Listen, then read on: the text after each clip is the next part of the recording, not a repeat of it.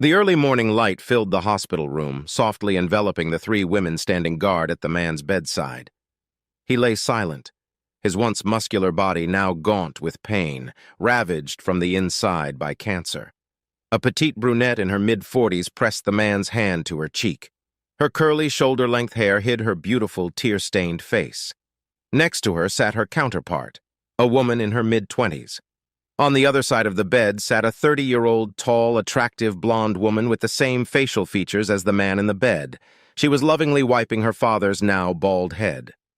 Their silent vigil was interrupted by a quiet knock at the door. A tall, blonde-haired man poked his head inside.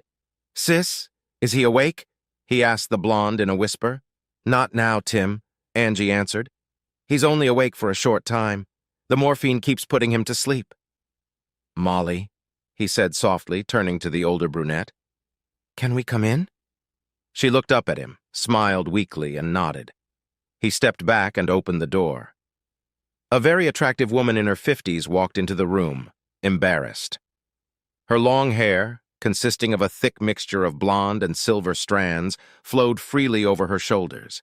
Even at her age, she still had a body that women 20 years younger would envy. "Molly," she greeted softly. "Gwen, please come in." Angie stood up and looked at Molly. Molly smiled encouragingly and nodded. The young blonde turned to her guest again. "I think you can sit here, Mom. Thank you, Angie." To what followed was a chess game between humans. Each move of one of the human chess pieces caused another piece to move. Each move to the king triggered a counter move to defend it. Finally, there was silence in the room. Gwen now sat on the other side of the bed from Molly and her daughter Jessica. Angie had moved to a chair in one corner, and Tim was sitting on a chair in the other corner. "Thank you for letting me come today," Gwen said quietly. "When the kids told me that Joe was going to spend the rest of his time at home, I had to ask to see him." "It was the right thing to do," Molly said tiredly. "I discussed it with Joe, and he agreed. He won't need visitors once we get him home today, so I'm glad you could be here before he's discharged." He groaned softly as his eyes slowly opened. Eyes that hadn't looked at each other in over a decade now met. "Gwen?" he whispered softly. "I'm here, Joe," she whispered. "Where's Molly?" "I'm here, honey," his wife said softly, stroking his arm. He smiled weakly, looking into his wife's soft brown eyes. Looking around the room, he turned his attention to everyone present. "We are gathered here today," he grinned, hearing a few chuckles. Opening his eyes, he took a deep breath. He cleared his throat and stared at his ex-wife. "Okay, Gwen," he said weakly. "Say what you need to say. I'm sorry if I doze off. I can't stay awake." "I understand, Joe," Gwen said. "I'll be brief, but if you do fall asleep, please don't worry. Most of what I have to say is about our children anyway." He nodded, and she took a deep breath. "Joe, I just wanted to say goodbye to you. It's already been said. 10 years ago." "Yes," she said with a slight tremor in her voice. "I remember. But when I heard you were dying, I realized there was something else I needed to tell you." "I'm sorry," she whispered tensely. "Please, Joe, tell me you forgive me." They stared at each other in silence for a moment before Joe sighed. "You're forgiven," he said softly. Gwen leaned back, clearly surprised by his answer. "Just like that?" she asked. He snorted. "No, not just like that. It took years to say it and mean it. Molly was the key." He wrinkled his nose in pain and let out a muffled groan. Reaching out, he pressed the button on the morphine drip. After a few seconds, his breathing became deeper and his face visibly relaxed. A few minutes later, he was asleep.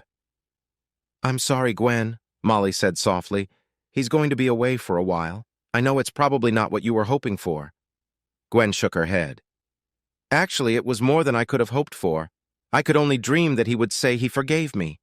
I know I have you to thank for that." "No," Molly said softly, shaking her head. "I could never get Joe to do anything he didn't really want to do. Oh, I know he'd do things for me that he'd rather not do, but he'd never do anything he didn't think was right. Hi, I'm still grateful to him for finding someone like you after I lost his love." "You didn't lose his love, Mom," Angie hissed. You threw it away."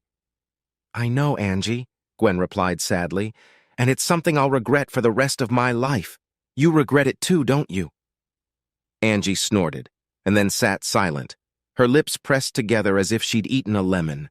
"My soul, we all regret things we wish we hadn't done or things we hoped might have turned out differently. Some of it we couldn't control, and some of it we brought on ourselves. My biggest regret is that I let myself go crazy in those months." "Don't try to make excuses," Angie snapped. "No, I didn't say I wasn't responsible for my actions.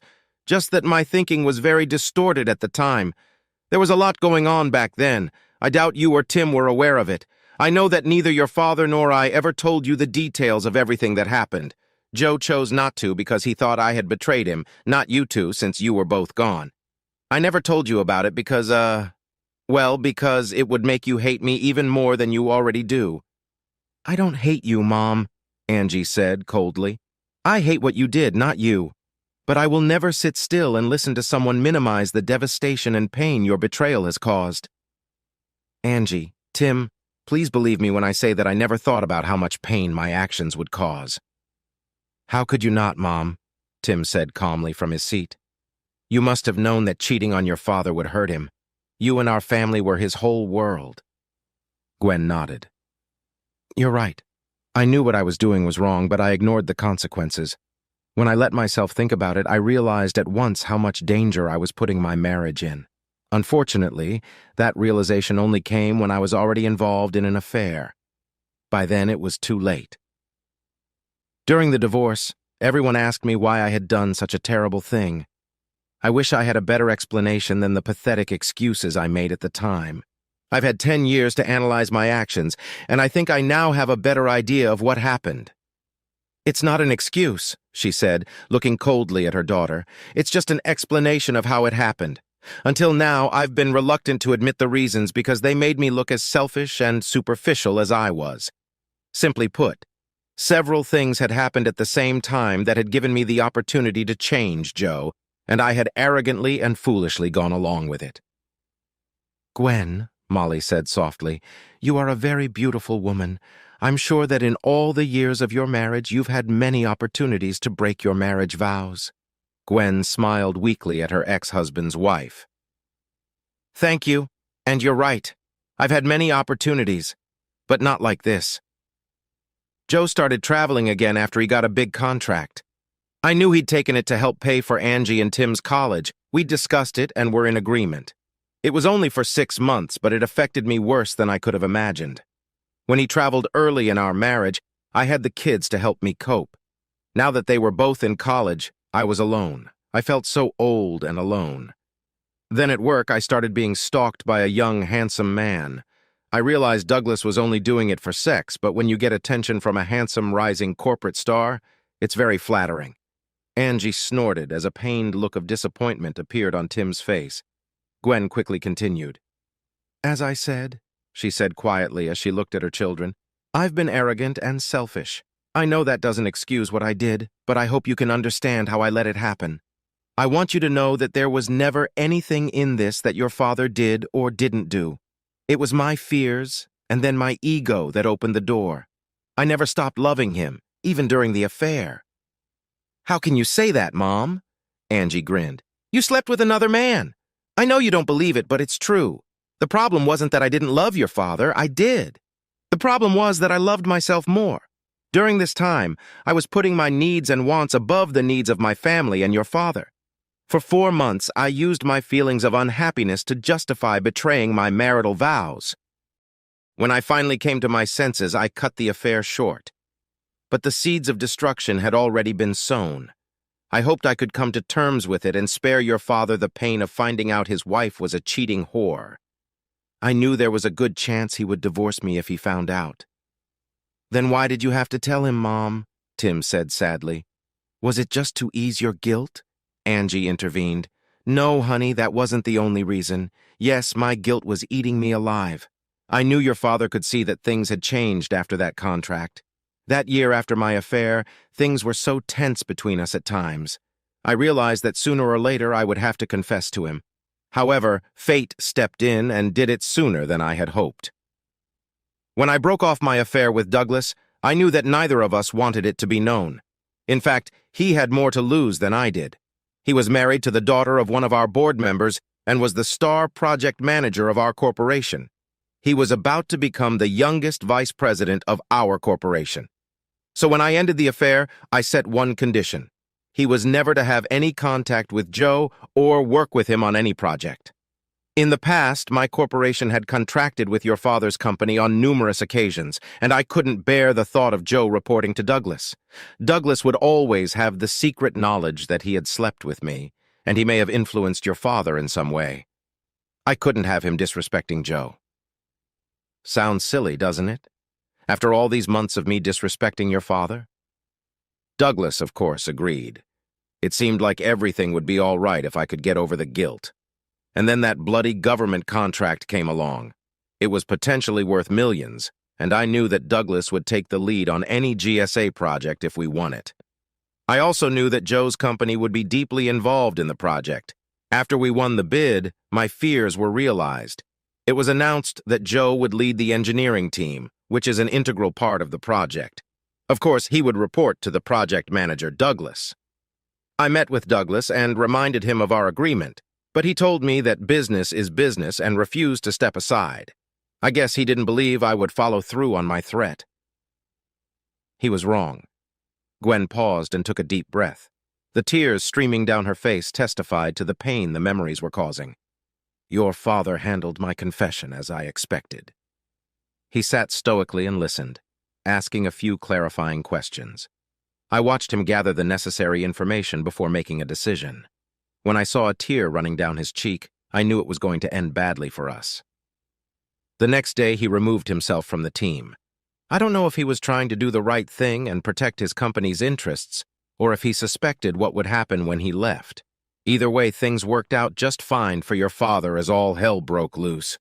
He was a key figure on that team, so when he tried to leave, it got everyone's attention, including the bigwigs in both of our companies. When they started asking questions, their assistants started digging for answers. It didn't take them long to uncover the affair between Douglas and me. And that's when the nightmares that had plagued me for the past year became a reality. As I expected, the dollar sign outweighed all of Douglas's influence, and he was removed from the project. This, however, went in favor of Joe and his company. The awkwardness of the situation prompted my corporation's management to offer his company a larger percentage of the contract profits, and he ended up getting a promotion. Things weren't going so well for Douglas and me. What did you expect? Tim commented coldly. I didn't expect it, dearie, Gwen said softly. Not even then. The embarrassment of her confession was etched on her normally pretty face. It was obvious that she had been carrying this burden for years. I couldn't even imagine how bad it would be. Douglas and I tried to find another job, but found that we were actually on the blacklist. Apparently, Douglas's father-in-law took his family and daughter's shame very personally. As a result, Douglas was sent to all sorts of unpleasant projects in the most disadvantaged third-world countries. After spending several years bouncing from one armpit of the world to another, he finally gave up. He gave his wife a divorce and crawled away with nothing. Last I heard, he was selling insurance in Detroit. Since he was a couple rungs above me in the corporation, he was still considered one of my bosses. I know the company feared a lawsuit, so they promoted me. I was transferred back to some office that will never see the light of day. I guess I shouldn't complain, the money is decent, but my career is basically over. She paused and looked into the eyes of everyone in the room as if trying to gauge how they took her confession. Jessica squinted. She hated to hear her stepfather betrayed. Molly looked worried and wary. It was clear she already knew most of this. Just the looks from Tim and Angie made her flinch. The hurt and disappointment in their eyes seemed to be beyond her. Slowly, she pulled herself together and continued. If I thought things were bad at work, what was happening at home was pure hell. My marriage was crumbling, and there was nothing I could do to stop it. Joe sat down and talked to me several times after he filed for divorce. I apologized until I was blue in the face. I told him that none of this was his fault, that I was the one who ruined our wonderful marriage. He said he couldn't be too wonderful if he wasn't wonderful enough to keep me out of Douglas's bed. That was painful. I understood why he was bitter and why he said it, but it still hurt. Joe asked me why I had cheated. My answer was just a string of excuses. After that, he stopped all communication with me. At first, I was angry and upset. I was angry at myself for bringing all this down on us, and I was disappointed at Joe for not trying to help save the marriage. "Oh, please, Mom," Angie growled. "If Dad had cheated on you, would you forgive him and fight for the marriage?" Gwen shook her head slowly and smiled sadly. "We both know the answer to that question, Dove. I would have been far more vindictive and would have tried to hurt him far more than your father did. Angie, I said I was disappointed, but not because I didn't understand why he was reacting that way. I didn't really blame him. I was angry because I saw our 20-year marriage going downhill. I knew I had pulled the plug, but I was furious that I couldn't stop it. Only Joe had the chance to save it, and he chose not to. You know, if he really wanted to make my life hell, he would have taken me back." There were a few sighs. "You always had a way with words, didn't you, Mom?" Angie grinned. "That's not what I meant, and you know it, Angie," she said, with tears in her eyes. "What do you mean, Mom?" Tim asked softly, standing behind her back. "I would do anything to show your father how sorry I am for ruining us. I would have humiliated myself to the point of shaming the old Tijuana whore just so he could find a way to love me again. But that night, when I told him about my cheating, I knew it would never happen. Even through my tears, I saw how deeply I had hurt the man I claimed to love. I swear I saw his love for me die right before my eyes. Our marriage was over. I saw it in his eyes." "He had to move on, Mom," Tim said softly. "We all did." "Yes, I know. I also know that I still have some struggles. You kids have helped me a lot with that. Oh, I know that at first you were angry with me. No, more like furious. You had every right to be, but you didn't abandon me. I'm not sure I could have survived that. I'm grateful Joe didn't turn you against me." "Dad would never do that," Tim said quietly. "No," Gwen said, shaking her head. "No, it wouldn't have been him." She smiled sadly at her son and then turned to Molly. "Do you know that I prayed that somehow I could get my marriage back? I have prayed and begged God to somehow change Joe's heart and mind and give me another chance. I know I didn't deserve it, but I wanted it. I clung to that dream for over a year. Then Angie told me that he started seriously dating you, Molly. That's when I realized my prayers weren't going to be answered. It wasn't until you and Joe got married that I seriously tried to get my life together. I started dating again, and that's when I found out what my marriage was like before I ruined it. We had something really good, but I had forgotten how special it was. But I was reminded of it when I started dating again. Gosh, how I was reminded. I dated quite a lot, but it always led to me starting to compare them to Joe, and after that it didn't last long. There is a special intimacy between lovers that only comes with time. Only someone who has already made love to you many times knows when you want to be taken by force, with unbridled passion, and when just gentle caresses and a soft kiss will take you to the limit. You can't imagine how humiliating it is to realize that just because you want your lover to know these things, it's not going to happen. Not because he doesn't want to, but because he doesn't know you and your body well enough to understand what brings you the most satisfaction in the moment. My nightmare was realizing that I was the reason these things were gone. Because of my actions, every romantic relationship I now had to start from scratch. Oh, there were a few relationships that seemed promising over the years. 2 of them even ended up with proposals, but I turned them both down. "Why?" Molly asked, with concern on her face. "Why didn't I say yes?" Gwen took a deep breath. "Well, it's a bit complicated. One of the reasons was that I still loved my ex-husband." "Mom!" Angie grumbled. "No!" Gwen snapped back. "You can't tell me what I already know. You can't tell me anything I haven't heard and told myself a million times. None of you can tell me how I feel. I love your father, and I always will. I know it won't change anything, but I will always feel guilty for what I did. I'm learning to live with those feelings and move on. In some ways I've succeeded, but I'm still stuck in other areas." "Angie, honey," Molly said softly, trying to calm the situation down. "It's okay. I'm not jealous. I know how much your daddy loves me." Gwen flinched slightly. "I know that too, Molly," Gwen continued, calming herself down. That's why I felt I could make such a statement.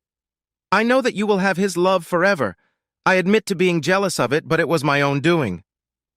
Please, I don't want anyone to think that my feelings for Joe were the reason I turned down those marriage proposals. It's much deeper than that.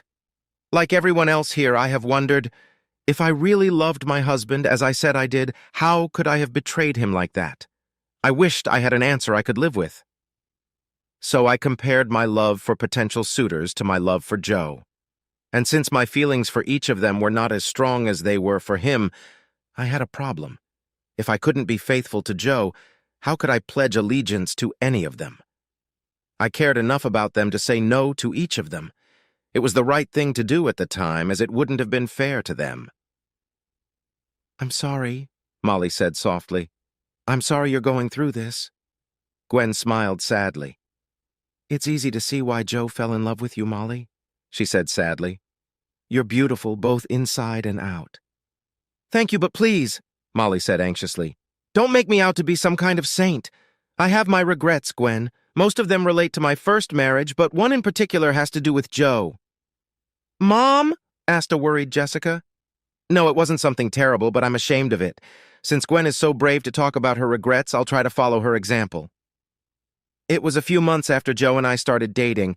Our dates were pretty hot and heavy, but we didn't, we weren't. Molly paused, her face contorted as she tried to find the right words. Having sex? Jessica said, smiling. You mean bumping uglies? Angie added, snickering. Hiding a sausage! Fooling around! Girls! Molly argued. Knock boots! Jessica howled. Punching! Making babies! Girls! Molly bellowed, her face turning bright red. Tim laughed with the girls, and Gwen quietly tried to hide her expression of pain. I wanted to tell you, Molly said, trying to regain her composure, that Joe and I haven't been intimate yet. I knew that for him, and for both of us, it had been a long time coming, and the sexual tension between us made things difficult. And then I overheard the phone ringing. It was obvious that Molly was starting to feel uncomfortable. Taking a deep breath, she continued. I heard Joe talking to someone. At first I thought it was you, Angie, but now I realize I don't know who it was. But whoever it was, Joe was talking about a possible reconciliation with Gwen. I knew I loved Joe, but I was still very scared after the disaster of my first marriage. Even though my first husband had left us 9 years ago, I had never let a man as close to me as Joe. I knew he was a good man, that he would be a good father and a wonderful husband. So I decided he was mine. That week, I shamelessly pounced on him, trying to possess him and keep his attention on me alone. In short, I seduced him. Mom, Jessica said, smiling.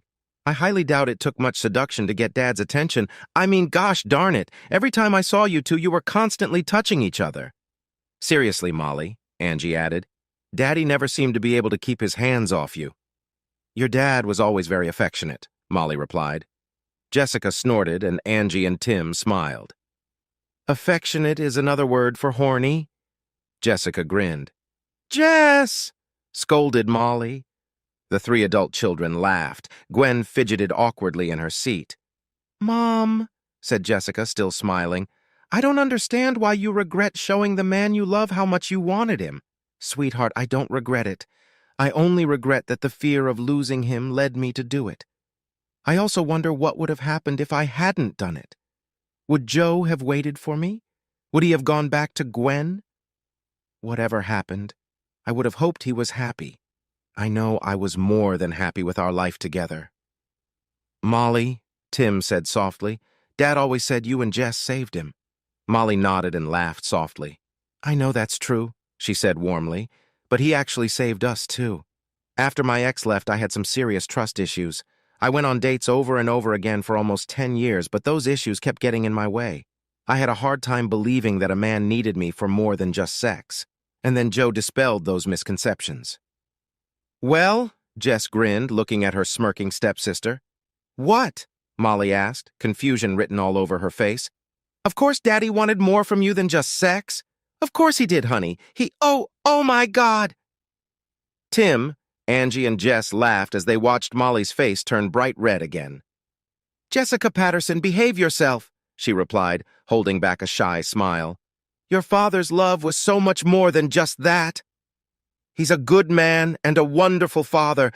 Even when he first got sick, he still took care of us. I couldn't have prayed for a better, more loving husband. He has made the last 8 years happier than I could have ever imagined." "I never thought Joe seriously considered reconciling with me," Gwen said quietly. "I wondered who he would talk to about something so personal." "Well, since today is apparently Jerry Springer's family confession day," Angie said sarcastically, "it was probably me. Dad and I have had several conversations on the subject." "I didn't realize you were so involved in his decisions at the time," Molly said softly. Angie sighed, looked at Jess, then back at Molly. "More than you might guess," Angie replied calmly. "I knew Dad was at a crossroads, whether to live in the past or move forward. He said he was falling in love with you, Molly, and if he didn't break up with you, he might ask you to marry him. He said he still had feelings for Mom. He told me that you can't be married to someone for that long and not have feelings for her." I asked him about those feelings.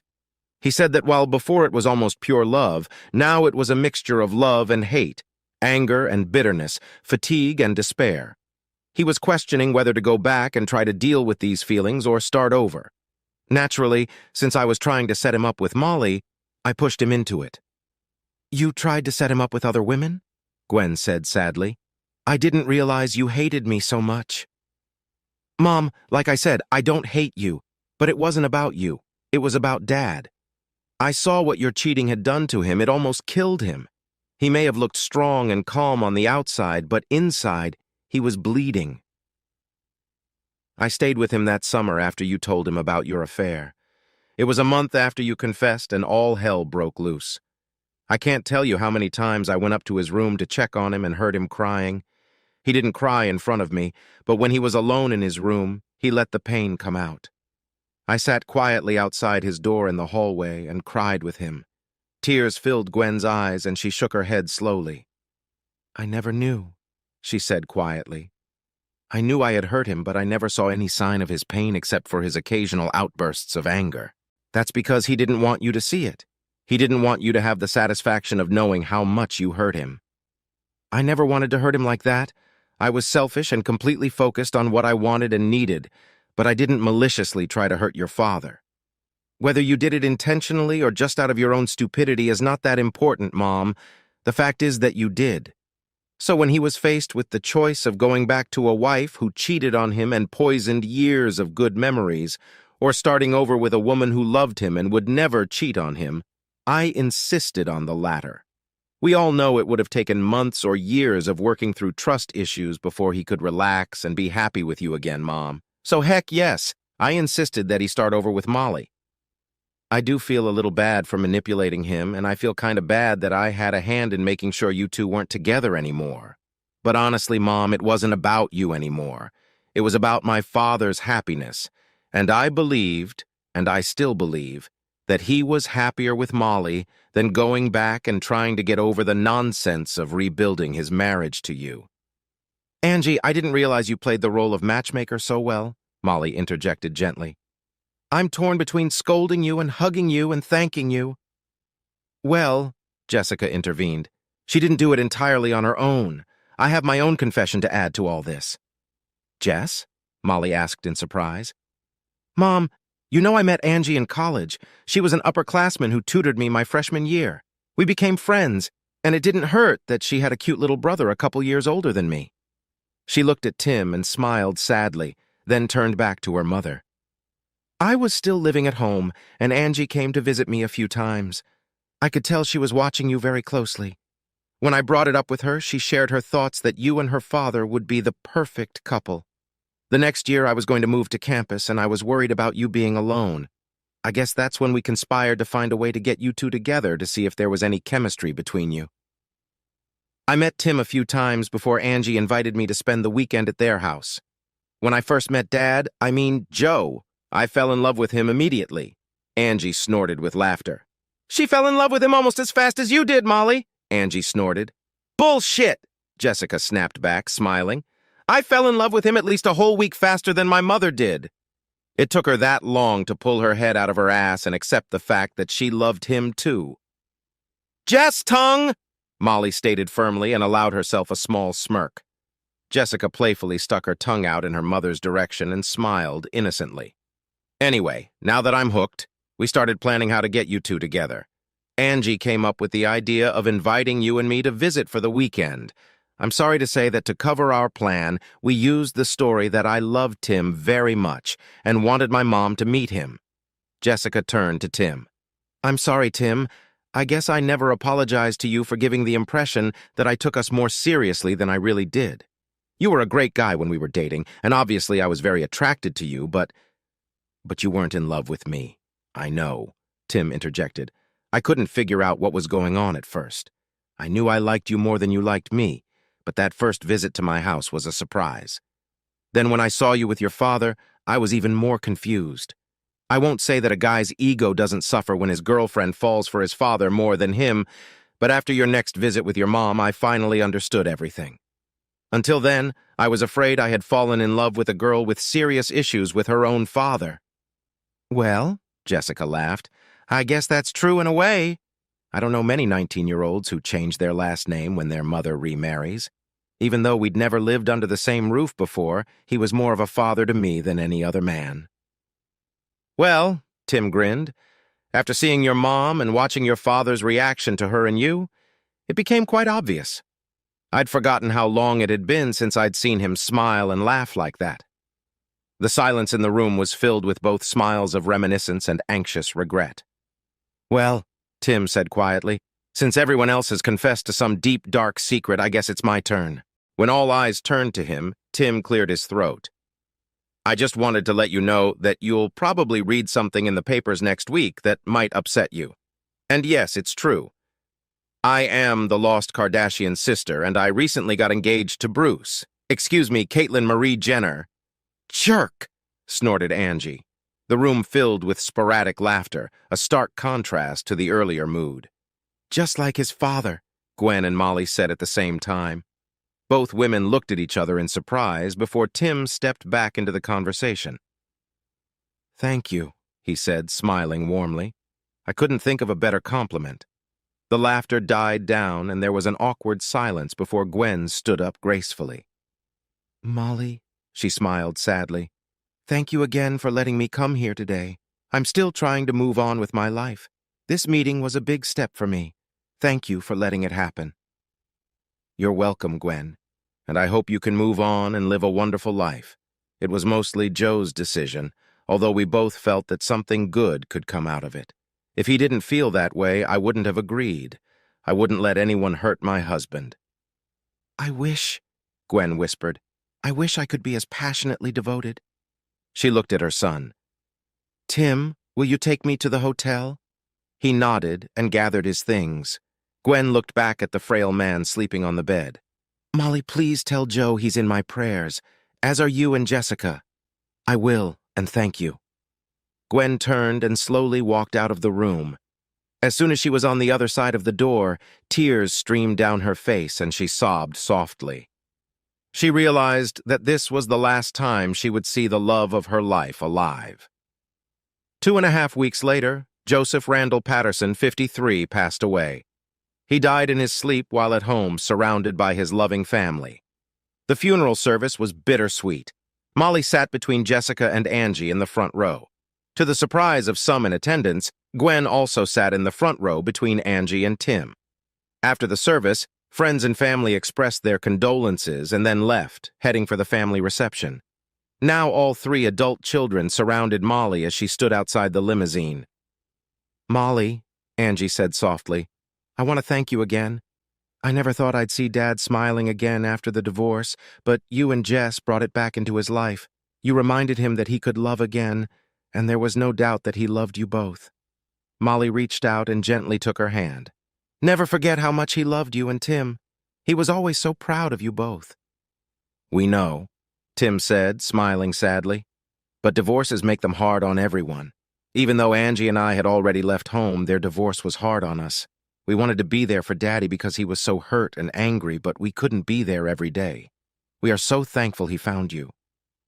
Angie and I also want to thank you for the way you treated Mom these past few weeks. You allowed her to say goodbye to Dad and be a part of the celebration of his life today. Not many people would let an ex-spouse do that. Oh, honey, your father and I knew this was important to Angie and you, as well as your mother. It means more than you realize, Angie added softly. When Daddy fell in love with you, he was able to move on with his life, and Mommy never could. I hope the fact that you and Dad let her say goodbye will help her. Molly, not only did you give my dad a new life, but you may have allowed my mom to do the same. Your dad and I love you both so much, Molly started to say, but her voice broke. I love you both. Molly tried to suppress her sobs as she leaned against the limo. Tears began to run down her face. I'm really going to miss him, she sobbed. Tim stepped forward and put his arms around her as she buried her face in his chest and burst into tears. The two young women embraced each other as they watched her grieve the loss of her love. Gradually, she came to her senses, and everyone turned their attention to the lone woman kneeling beside the grave. Ignoring those present, the woman sobbed quietly. She gently stroked the cold marble headstone, whispering words to the man she once called husband. Angie and Tim silently walked over and stood on either side of their mother. Mom, Angie whispered softly, it's time to go. Thanks for hanging out and listening. If you liked the story, hit that subscribe button and give us a thumbs up. Make sure to check out our other wild tales right here on the end screen. Catch you in the next story.